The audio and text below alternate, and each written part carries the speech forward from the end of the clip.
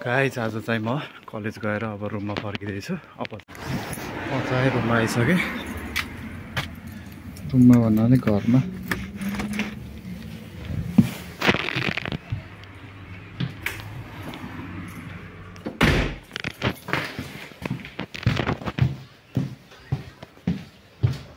अनि आउँदाखेरि अघि अलिअलि सपिङ गरेर आएको थिएँ। अब त्यो फ्रिजमा राख्नु पऱ्यो। अनि अघि आउँदाखेरि अलिअलि सपिङ गरेर आएको थिएँ। एउटा चिकन, एक कप अनि आलु।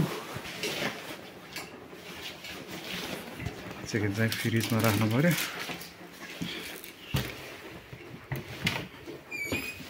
यहाँ चाहिँ टक्क रुम 1, 2, 3 गरेर छ। यो चाहिँ मेरो 4 को।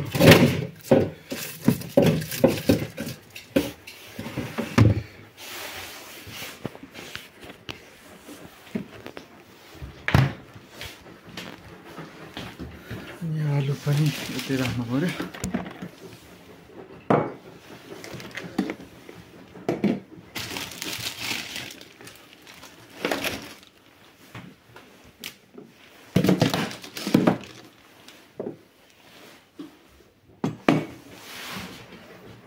स्याउ चाहिँ रुममै लानु पऱ्यो। खाजा खानु पऱ्यो त्यही अहिले पहिला सुरुमा, त्यसपछि अरू केही बनाएर खानु पर्ला। म रुममा आइसकेँ। अब चाहिँ भोक लाग्यो। खाजाहरू बनाउनुभन्दा सुरुमा चाहिँ यही एप्पल खानु पऱ्यो।